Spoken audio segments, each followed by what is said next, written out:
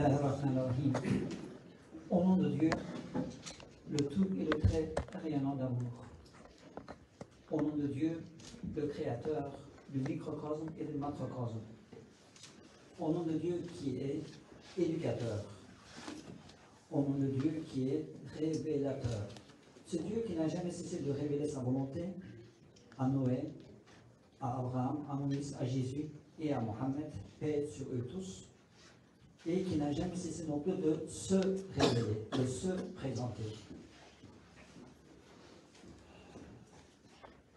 À travers toute l'histoire humaine, comme Dieu a toujours présenté son message, sa volonté, et aussi il s'est présenté, il s'est révélé. Alors aujourd'hui, dans la thématique qui nous était proposée, nous sommes tous responsables de bâtir l'avenir. Le mot qui a le plus attiré mon attention dans l'intitulé de la rencontre d'aujourd'hui, de la table ronde, c'est responsable. Nous sommes tous responsables de bâtir l'avenir. Alors, je vais vous citer beaucoup de références du Coran aujourd'hui. Par ces différentes citations, on va se promener un peu dans le jardin, dans les allées du jardin du Coran. Je vais lire le texte sous la forme originelle et originale, car nous avons des personnes arabophones parmi nous qui m'aideront éventuellement à traduire comme il se doit les références que je vais vous soumettre. Vous savez, j'ai réfléchi un peu sur la thématique qui nous était présentée et proposée, et j'ai dit, qu'est-ce que ce message divin qui me vient de la part de Dieu, qui s'adresse à ma conscience, à ma volonté, à mon cœur, qu'est-ce que ce message me dit à propos de cette thématique? Vous savez, le Coran propose des réponses à toutes les questions existentielles qu'on puisse se poser. Et en tant que musulman, je me dois d'avoir une attitude vigilante vis-à-vis du Coran. Le Coran attend de moi que je le lise avec mon cœur, un cœur qui est capable de saisir, de comprendre, avec ma conscience, avec tout ce qui fonde ma personne. Si je me contente d'une lecture superficielle, d'une lecture de surface, le Coran ne se livrera pas à moi. Et le Coran ne contribuera pas à faire de moi quelqu'un de meilleur. Car le but de la révélation du Coran est de faire de moi un être humain habité par la conscience intime de Dieu. Je vais employer beaucoup ce terme, conscience intime de Dieu, qu'on traduit par taqwa. La taqwa, qui est traduite à travers des différentes traductions que vous pouvez trouver en français, comme la piété, comme la crainte révérentielle, mais c'est trop léger. Et taqwa, un musulman autrichien, M. Leopold Weiss, qui a adhéré à l'islam, et il a pris le nom de Mohammed Assad, il a fait une des premières traductions du Coran ici, en Occident, en anglais. Et là, le sens qu'il a donné à ce terme utilisé par le Coran, taqwa en arabe, c'est la conscience intime de responsabilité vis-à-vis de Dieu. Donc, ce terme-là m'a parlé. Alors, que dit le Coran vis-à-vis de cette thématique? Et là, je vais vous citer quelques références directement en arabe, et puis je traduis en français. La sourate numéro 2, verset 30. استعيذ بالله وإذ قال ربك للملائكة إني جاعل في الأرض خليفة قالوا أتجعل فيها من يفسد فيها ويسفك الدماء ونحن نسبح بحمدك ونقدس لك قال إني أعلم ما لا تعلمون صدق الله العظيم. Ce verset nous trace le cadre de responsabilité, notre position, notre place dans cet univers. Lorsque ton Seigneur dit aux anges, je vais instituer un responsable sur la terre, un responsable, un dirigeant sur la terre. Les anges dirent au Seigneur, est-ce que tu vas y instituer quelqu'un qui va provoquer comment dire, qui va provoquer le mal ou bien la corruption. Bah, le terme ne me venait pas. Est-ce que tu vas y instituer quelqu'un qui va semer la corruption et qui va répandre le sang, qui va faire couler le sang, alors que nous sommes là afin de t'adorer, de te glorifier. Je peux dire maintenant que les anges, ils avaient un peu raison. Car lorsqu'on regarde sur la Terre maintenant, sur notre village planétaire, en tant qu'être humain, je pense qu'on ne doit pas être très fier de la gestion que nous avons réalisée jusqu'à présent. La gestion dont nous avons fait preuve. Des guerres partout, des ravages. La dignité humaine n'est pas respectée. Non seulement on n'a pas respecté la dignité humaine, on n'a pas instauré la justice, la paix dans ce petit village planétaire, mais on a pollué la terre, on a pollué l'eau, les océans, on a pollué l'air actuellement. Donc on n'a pas été à la hauteur de cette responsabilité qui nous était donnée par notre créateur. Celui de qui on vient, celui vers qui on se dirige. Mais, regardez, le verset ne se termine pas là. Les anges, ils avaient raison. Ils ont vu l'homme, mais ils n'ont pas vu l'humain. Je m'explique. Nous naissons tous hommes, mais humains, on le devient, me semble-t-il. Et là, Dieu dit, à la fin du verset, certainement je sais, ce que vous ne savez pas. C'est vrai qu'au niveau de la famille humaine, il est en fait que nous ne sommes pas à la hauteur de notre humanité, de cette dignité qui est présente au plus profond de nous-mêmes. Mais il y a eu des cas comme Abraham, comme Moïse, comme Jésus, comme Mohammed, comme Noé, et les gens qui ont suivi les traces de ces hommes qui étaient habités et qui voulaient vivre avec cette conscience intime de responsabilité vis-à-vis de Dieu. Ce n'est pas la majorité, certes, mais il en est dans la famille humaine qui veulent assumer leur humanité avec la conscience intime de Dieu. Donc, la lecture du Coran me projette dans le passé. Il me dit que tout au début de la création, Dieu a misé en nous. Dieu nous fait confiance. Il nous donne la responsabilité de la gestion de ce petit village planétaire qui ne cesse de tourner depuis qu'il existe autour du Soleil. Je pense que là où nous sommes assis pour le moment, eh bien, nous sommes en train de voyager dans le vide cosmique. Et ça, gratuitement. Le deuxième verset que je souhaite citer, c'est toujours dans la sourate la plus longue du Coran, où Dieu dit ceci, verset 208. Ya ayyuhallazina amanu, udkhulu fi silmi kaffa, wa la tattabi'u khutuwati shaytan, innahu lakum aduwwun mubin. Ô vous les croyants, ô vous qui croyez en Dieu et qui le faites confiance. La foi en islam, ce n'est pas simplement le fait de croire en Dieu, c'est un peu léger. Ô vous qui croyez en Dieu et qui lui faites confiance. Eh bien, udkhulu fi silm, entrez dans la paix. Kaf, tous ensemble, dans la paix globale de Dieu. Voilà, et surtout ne suivez pas les traces, les pas de Satan, car il est pour vous un ennemi clair. Dieu nous invite, en fait l'islam pour moi, en tant que citoyen de confession musulmane, c'est un projet de pacification dynamique à 3 niveaux. Je dois me pacifier au niveau vertical avec le Créateur unique, absolu, qui est Dieu. Et je dois me pacifier au niveau horizontal avec les créatures, avec mes prochains, avec mes semblables, avec la nature. Je dois me pacifier au niveau horizontal avec les éléments constitutifs de la création, et je suis invité à me pacifier avec ma propre personne, avec mon cœur, avec ma raison, avec ma conscience, avec mon corps. Je dois vivre en paix.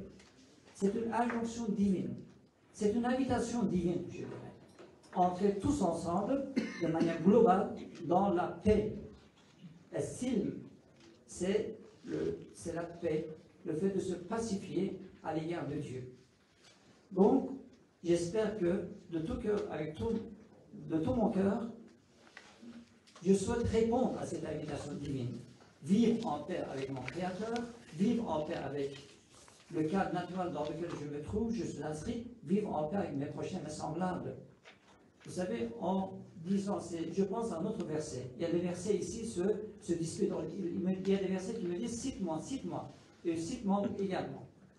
Il y a ce verset que je ne peux m'empêcher de citer, c'est وَلَوْ شَاءَ رَبُّكَ لَآمَنَ مَنْ فِي الْأَرْضِ كُلُّهُمْ جَمِيعًا أَفَأَنْتَ تُكْرِهُ النَّاسَ حَتَّى يَكُونُوا مُؤْمِنِينَ.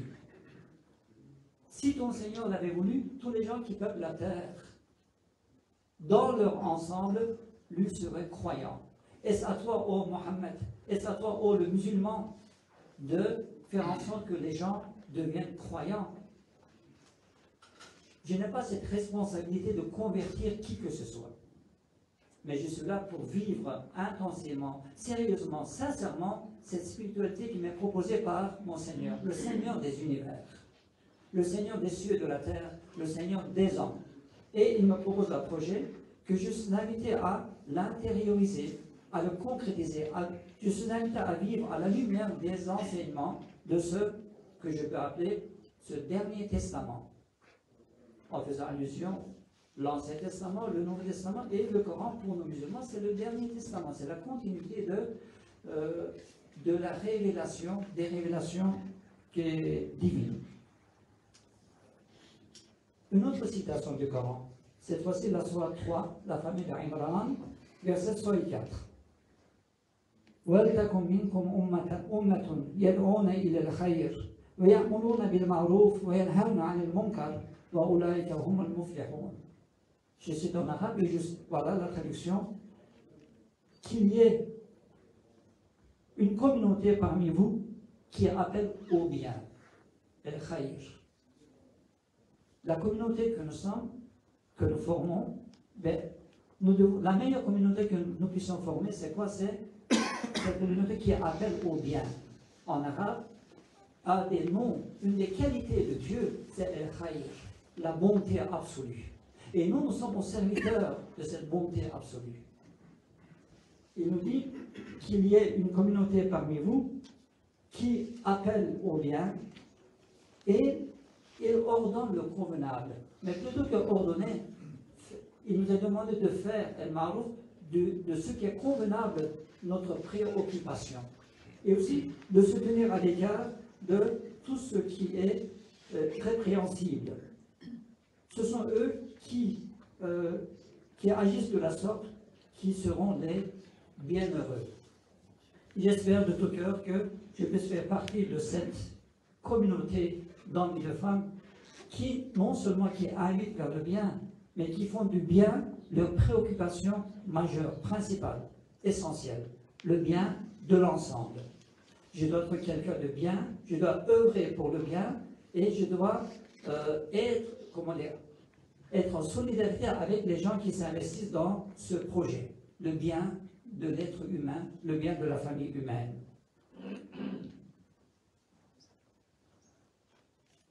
Cette fois-ci, la sourate 5, verset 2. Donc nous voyageons dans le jardin et chaque fois je vous propose des fleurs, un bouquet de versets coraniques.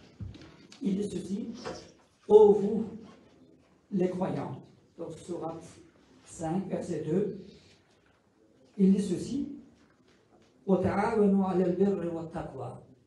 entraînez-vous dans la bonté pieuse et aussi dans le fait d'agir en toute conscience de responsabilité. Entraînez-vous dans la bonté pieuse et aussi taqwa, cette conscience de responsabilité vis-à-vis de Dieu.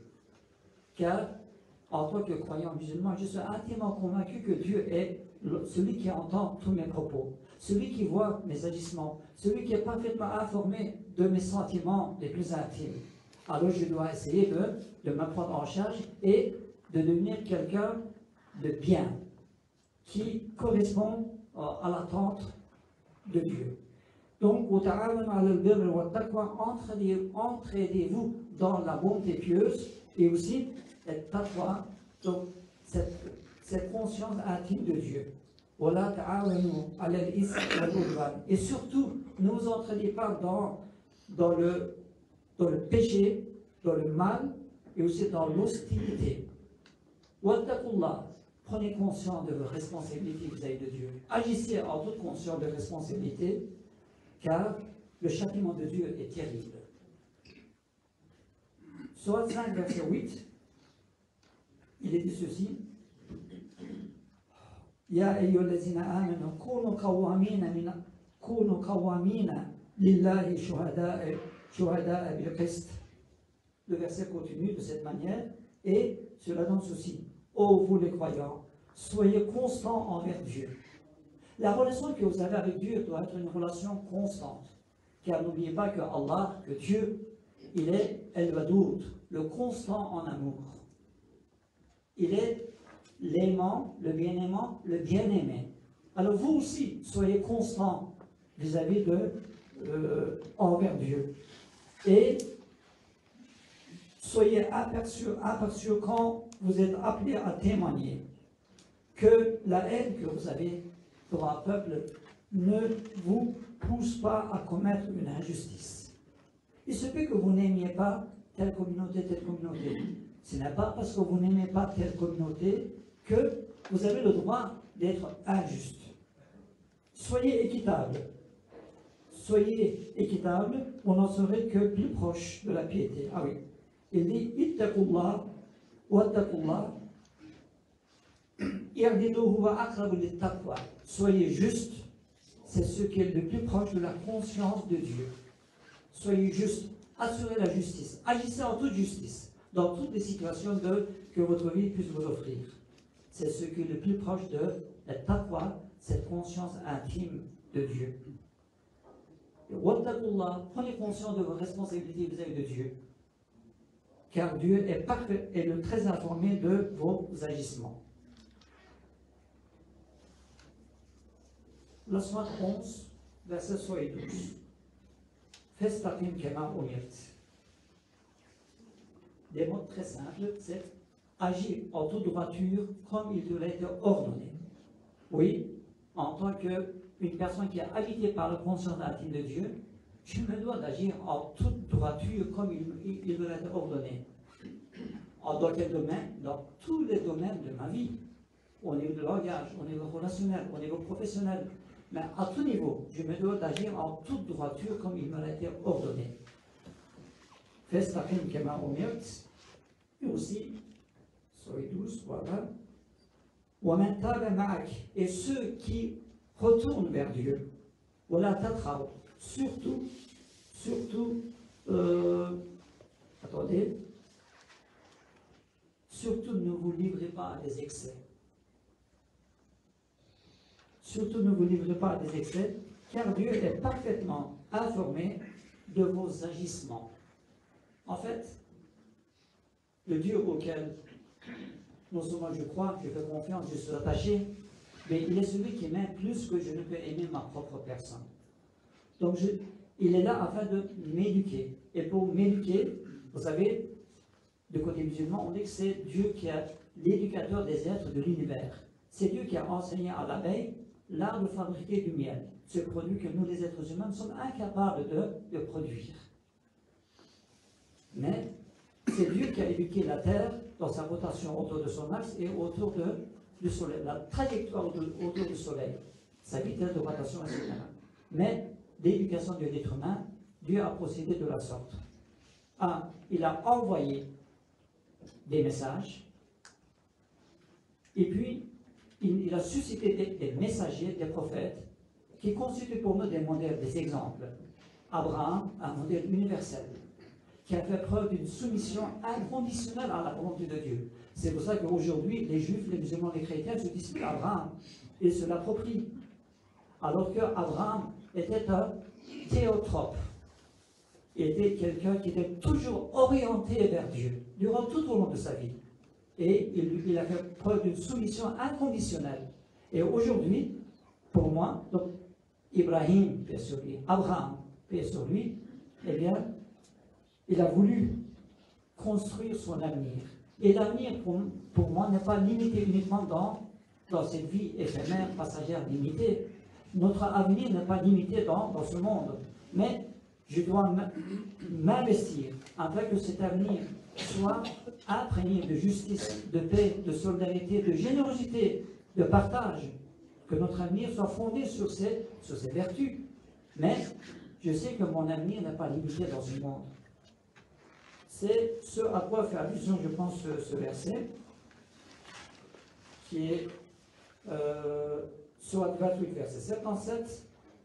Il nous dit ceci. J'ai terminé. Je ne sais pas où j'en suis au niveau du timing.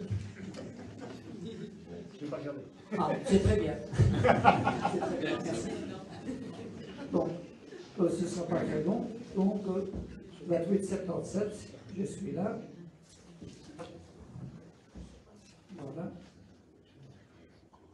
Ce verset m'a vraiment parlé. Et ça m'a touché au plus profond de mon cœur, c'est pour ça que je le partage avec vous. Sourate El-Qasas, le récit, verset 77. وابتغ فيما آتاك الله الدار الآخرة ولا تنس نصيبك من الدنيا وأحسن كما أحسن الله إليك ولا تبغي الفساد في الأرض إن الله لا يحب المفسدين. صدق الله العظيم. Recherche à travers ce que Dieu t'a donné la réussite dans la vie éternelle de l'au-delà. Recherche par le biais de ce que Dieu t'a accordé, t'a donné, l'ultime demeure, le bonheur, la réussite dans l'ultime demeure. Voilà, mais n'oublie pas ta part d'ici-bas. N'oublie pas ta part d'ici-bas. Car ici aussi, tu as droit à goûter au bonheur, à la joie, au plaisir, dans le cadre licite. Mais on ne doit pas bouder ce monde. On doit tout faire pour que ce monde soit le meilleur. Et puis, tu dois et sois bienfaisant comme Dieu a été bienfaisant vis-à-vis de toi. Donc, sois bienveillant comme Dieu a été bienveillant vis-à-vis de ta personne. Là, Dieu ne nous dit pas vis-à-vis de qui, vis-à-vis de quoi on doit être bienveillant. Il nous a dit, sois bienveillant comme Dieu a été bienveillant vis-à-vis de ta personne. Et puis, voilà, surtout, ne sème pas la corruption sur la terre, car Dieu n'aime pas les corrupteurs. Je dois m'investir afin de... Le bien, en fait, le bien, avec un grand B, doit être ma préoccupation majeure, principale. Parce que je suis au service de celui qui se considère comme étant la bonté absolue, absolue, effectivement. Je pense que ce sera la dernière citation ici. Sourate 77, la royauté, verset 1 et 2. تبارك الذي بيده الملك وهو على كل شيء قدير الذي خلق الموت والحياة ليبلوكم أيكم أحسن عملا وهو العزيز الغفور. صدق الله العظيم. Béni soit celui qui détient le pouvoir entre ses mains, il est celui qui est capable, qui est parfaitement capable de toutes choses. Il est celui qui a créé la mort et la vie, afin de vous éprouver et de voir qui d'entre vous se comporte le mieux. Oui, Dieu attend de nous qu'on montre le meilleur de nous-mêmes. Comme une des personnes qui a pris la parole en disant, on n'a pas le droit de s'enfermer dans un égoïsme. Non, non, non. Car dire Dieu, c'est-à-dire qu'on s'ouvre vers Dieu, et s'ouvrir vers Dieu, c'est s'ouvrir vers ses prochains, ses semblables, autrui, vers les plus petits, les nécessiteux, les démunis, les orphelins, les victimes, donc les SDF. Donc, on n'a pas le droit de s'enfermer dans son petit égoïsme. Il faudra que nous puissions nous... Allez, Dieu nous projette son amour rayonnant sur nous, et nous, on doit refléter cet amour rayonnant vis-à-vis de notre entourage. Je vous remercie beaucoup.